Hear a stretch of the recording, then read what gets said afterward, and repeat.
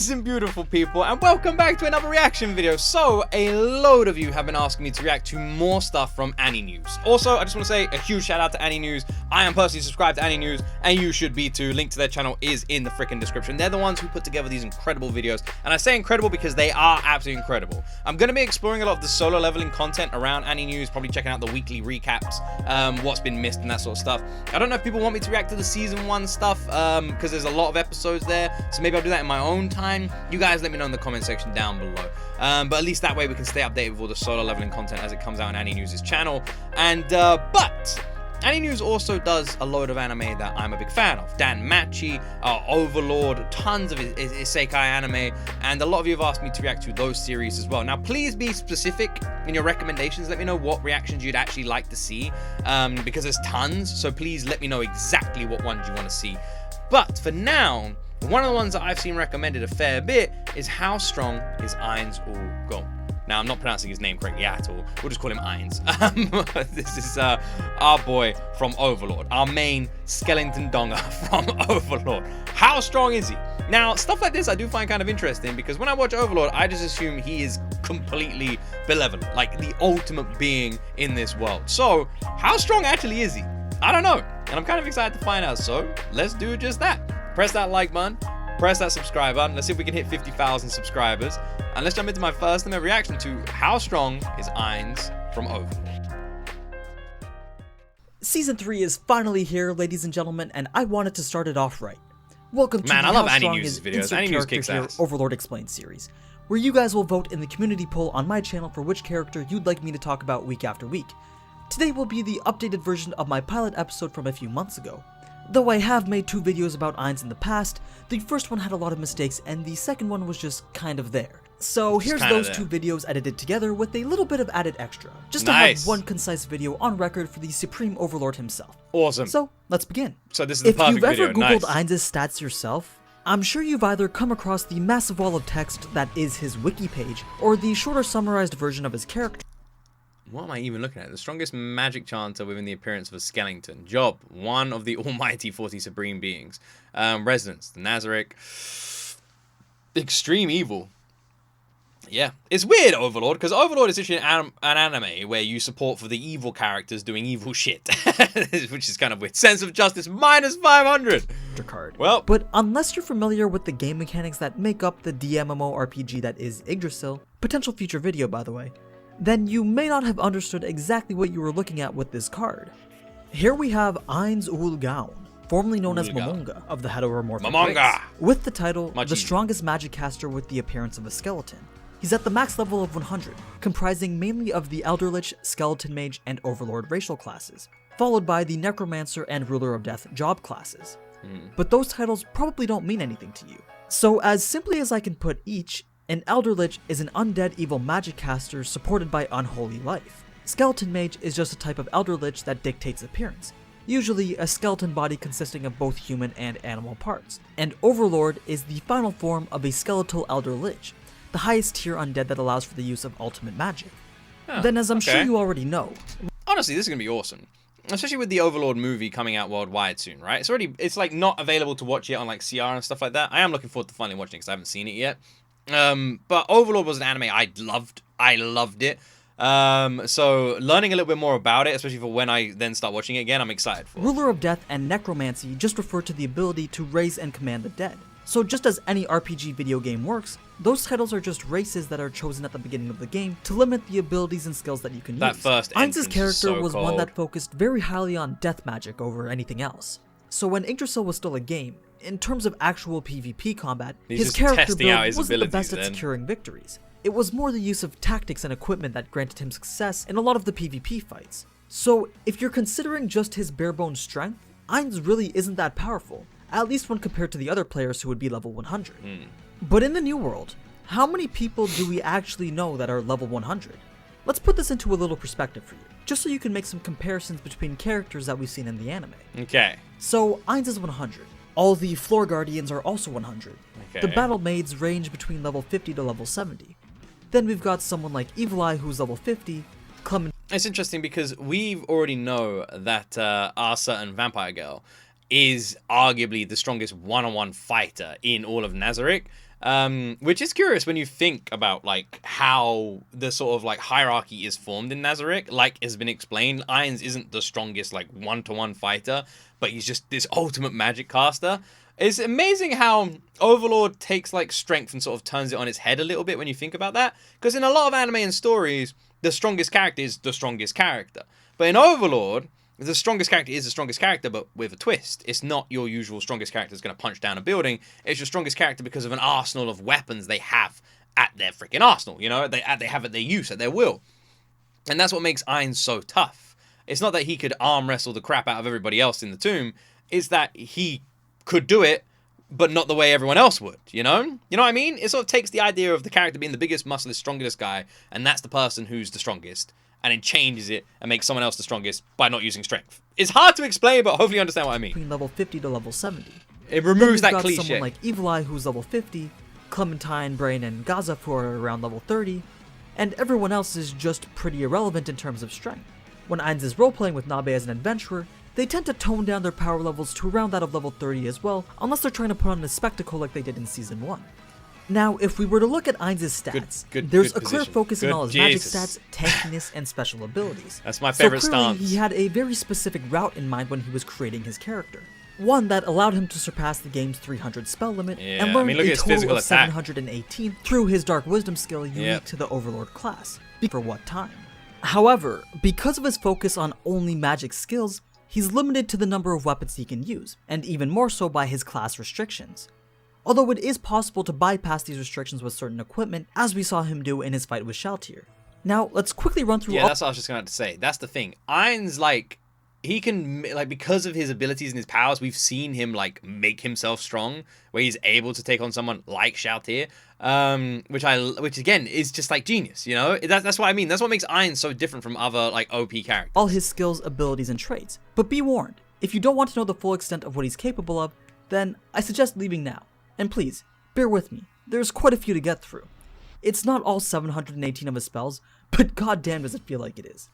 Okay, let's start with the traits that come from being a basic undead. And yes, these were taken directly from the wiki. So we have biological penalties resistance, bludgeoning vulnerability, critical hit immunity, dark vision, death immunity. Wait, hold on. Bludgeoning vulnerability, like, where? What? I guess he doesn't have I don't really know. Disease immunity, Fair double enough, damage by fire, that's very specific, eating, is what I'm trying to and say. breathing are necessary, energy drain immunity, good, light, and holy vulnerability, good and holy consecrated areas vulnerability, mind affecting immunity, necromancy resistance, paralysis immunity, physical penalty resistance, poisoning immunity, recover by negative energy, and sleep immunity. These pretty much speak for themselves, since they're rather par for the course for any undead God type and holy consecrated areas vulnerability. But what about the Overlord race skills? We have ability damage, acid immunity, arcane vision, black halo, create undead, dark soul, What's black dark wisdom, halo? despair aura, which causes fear, panic, confusion, insanity, and sometimes even instant death. Yeah, if you've got good RNG. Then there's electric immunity, What's high tier magic immunity, black halo high one? tier physical immunity, ice immunity, negative energy touch, negative protection, speak evil tongues, status damage, slashing damage resistance, piercing damage resistance, turn resistance, undead blessing, and Bro, what the fuck? What the fuck is this? We're just listing out these things. holy protection. What the I hell? think what's important to point What out here would be his high tier physical immunity. It makes him Yeah, immune that's to all attacks that are below no. level 60. No, I agree, yeah. So basically, he's immune to pretty much every character he's ever encountered in the anime, excluding those in Nazarick. Then you That's already know insane. Dark Wisdom That's lets him surpass insane. the limit on the number of spells that he can learn. Also, his Create Undead can summon monsters that can probably just destroy the entire world if they wanted to. They're split between low, middle, and high tier undead, and if AINZ was trying to summon a high tier undead such as Eternal Death or the Pale Riders, a sacrifice of his own level XP would be required. What do the Pale Riders But since look gaining like? You seen them? XP isn't as easy in the new world as it was in the Yggdrasil, he tends to stray away from summoning his high tier undead. I want All to of see this some of these stems from high his tier class undead, abilities man. that allow for the summoning of the undead. They're called Undead Aura, Undead Creation, Like a Undead Pale Rider Control, sounds and well Undead cool. Have we seen Strengthening. them yet? Then he has the Rite of Darkness that amplifies his undead creation skills. If we shift over to his spells now, you'd see that there's an absolute shit ton of them. which I don't even know how any game would be able to let a single person cast all of these. I could sit here and list all of them, but I feel it'd just be me shouting out 150 names with you having absolutely no idea what I'm even saying. Yeah, Instead, don't do that. I've gone ahead and chosen some of my personal favorites. Bro. We've got Black Hole, which summons a void that turns you into literal nothingness. Create Fortress, which is a 10th tier spell that summons a 30-meter tall tower out of thin air. We saw that in the anime, the Create Fortress one, right? That's literally the random damn tower he just erected in the middle of a fucking snowy mountain. Gate, which is rather basic, but we do see it a lot since it's the teleportation spell that AINZ uses. Okay. It can transport any number of people over any distance, and will never miss the intended teleportation target. Then there's a pretty useful one called Perfect Warrior, which allows him to transfer his magic caster levels into physical strength and become a level 100 warrior. This lets him use certain weapons that would normally be restricted for his class type. Isn't this what he used against he can't cast any of his normal G.O.T? spells either.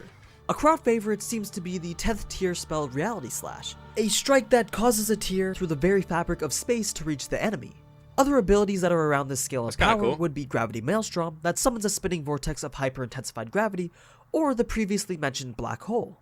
Then there's more necromancy type skills such as Thousand Bone Lance, which we saw in his fight with Shaltir as a barrage of bone type spears that are flung at a target from all directions. Yeah. There's also the Wall of Skeleton, which summons a literal wall of low tier undead skeletons that can move and attack as best as a wall made of undead can. And finally, Wait, like an actual wall.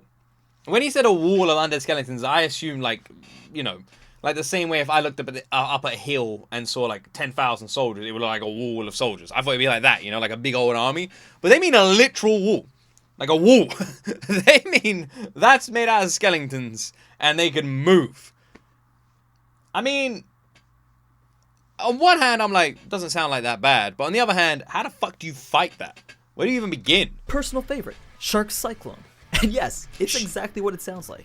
A spell that summons a You're telling me that there's a spell based on the movies Sharknado? 100-meter tall tornado that is the home to several 6-meter long sharks that will devour anyone that gets caught up in it. So cool. Can you imagine just playing something like World of Warcraft, and then you die because some magic caster just decided to spawn Sharknado onto the battlefield? That's what I mean. That's so cool. But all those spells pale into so comparison to his super tier magic, or as they call it in the New World, the magic of the gods. There's Creation, which alters terrain on a massive scale, Fallen Down, which casts a ray of light so bright that anything in its area of effect will be burnt to a crisp. There's Wish Upon a Star that grants the caster any wish that they want, even if it's beyond the realm of possibility. So in Yggdrasil, back when it was a game, Wish Upon a Star granted random wishes in proportion to the experience that was spent, meaning that if 10% of AINZ's total experience was used, it would grant one wish, and for every 10% more, it would grant another. Since it was a random spell from a selection of 200, there was still the possibility that the wish that you were searching for wouldn't show up as a possible one. But in the New World, Wish Upon a Star, although still requiring experience to activate, is capable of granting any wish at the user's request as long as enough experience is spent. That's so interesting. Any wish is capable of being granted, with the exception but people told me to get an Albedo figure. That's the Albedo figure I wanted. That one in her armor. Of ones that attempt to counter effects induced by world-class items. And finally, a couple summoning type super tier magic.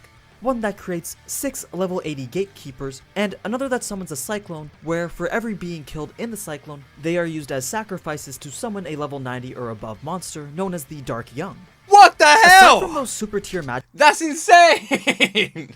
That's like the fucking Night King, except when he brings back people, he brings back them on his level of strength. That's like, imagine Game of Thrones, the Night King, but every time a person dies, they come back as one of the dragons. That is literally what that fucking ability is. Magic spells. That is insane. There is one more that's considered his most powerful skill. More powerful than that. We actually saw him use it in his battle against Shaltir. It's called The Goal of All Life is Death, and it comes from having pretty much the exact build and skill set that AINZ does. Having a max level in the Overlord race, plus specializing in essentially all types of death magic, lets you level up the job class known as Eclipse.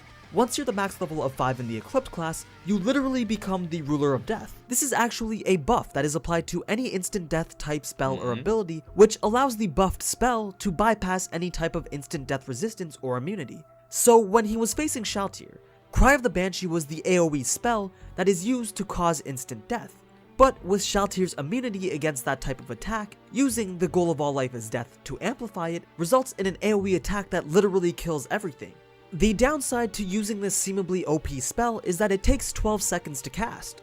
And if you've played any type of game that involves spells with cast times, you'd know that if you spent 12 seconds idly trying to perform a single task, you'd most likely be dead by the end of the 12 seconds. Hell, I can't even properly res people in Overwatch with Mercy's shitty 1.75 second cast time. But AINZ, being the master strategist that he is, has a way to counter this 12-second cast time by literally stopping time. AINZ is capable of chronomancy, which is a You gotta love that. You gotta love that he's like, alright, I got 12 seconds. Zip! 1, 2, 3, 4, 5, 6, 7. Alright, cool. And time is back. Yep, that was 12 seconds. But to us, it was just like, bro, that was 1 second. That was 1 second. Like fucking Gimli in Lord of the Rings. That still only counts as one. type of magic that affects What even the is flow of that, time. man? Basically, AINZ is part of the 5% AINZ of is players just a who cheater, have dude. mastered the timing of his skills so that the goal of all life's channeling time would be completed the moment that his time stop skill ends.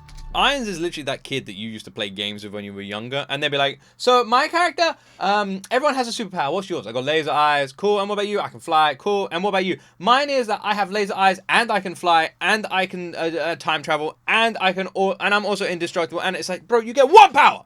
We said one power each. Time stop and silent time There's stop always that being one the kid. skills that stop time and prevent an enemy from attacking during stop time respectively. So yeah, it's pretty OP. Now let's take a closer look at some of his most powerful items, including the ever so commanding Staff of AINZ OOAL Gown. But before that, let's check out some of his divine class items. Let's go. Starting off with his 10 rings, each a magic item that provides some sort of buff or resistance. What the hell was that? What was that? What was that? Starting off with his 10 rings, each a magic item that provides some sort Don't you give me your love and passion.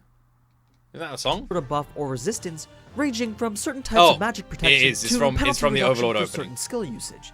But the most prominent ring is the Ring of AINZ OOAL Gown. There exist only 100, and only 41 were ever worn, okay. each That by the ring. members of the guild to signify their membership. Although not entirely useful as an item outside of Nazarick, its use comes from the ability to teleport the wearer anywhere within the confines of the tomb, with exception to personal rooms and the throne room. If you're wondering what his most powerful ring is, that would have to go to the pay-to-win item Shooting Star. It's an item that allows for the use of Wish Upon a Star 3 times at no experience cost. Then everything else from his robe and belt to the jewelry that he wears are all divine class items, which just means that they have a very high capacity to hold data. He also has other equipment as we've seen in the anime, just like the Mask of Envy or a modified version of Frost Pain. But since you've seen those in action already, I'm sure you're not as curious about them as you are about the staff. The guild weapon that represents the amalgamated efforts of every member that was a part of AINZ OOAL Gown. This is no ordinary item that was won through a mere quest or a difficult raid. It was crafted with treasure collected through many years of hunting, questing, and adventuring. The light novel put heavy emphasis on the fact that so many members of the guild had taken significant time from their real lives to put this item together. So if it represents the pinnacle of their efforts, what exactly does it do? Well, the staff is imbued with 7 gems, each a piece of a rare set that is held in the mouth of their own golden snakes that are intertwined to make the formation of the staff. Each gem alone has their own unique powerful abilities, such as high-tier monster summons or greater control over one's class skills. But when combined, it grants the user even greater powers that would make AINZ's base stats here that much more powerful. And yes, that already overmaxed MP bar would go even higher. Although, before AINZ had entered the new world, the staff was never actually used by him, or anyone else for that matter, even though it had been custom. I like the way they keep showing us the famous AINZ cuddle, which is the best cuddle anyone's ever had ever. Who doesn't want to have a lovely cuddle with a giant skeleton? Definitely not a cute redheaded lady. No, she doesn't want to do that. This staff I've always found so intriguing, you know, and the idea of its creation, everything is interesting too, because I feel like everything in Overlord is just like briefly explained, and then there's so much more to explore. Honestly, I love AniNews' videos for doing things like this because they really help enhance the viewer's experience for the anime-only viewer. Custom built for AINZ's character. It was such a precious item that signified everything that the guild was, that it was just kept deep within the Tomb of Nazarick.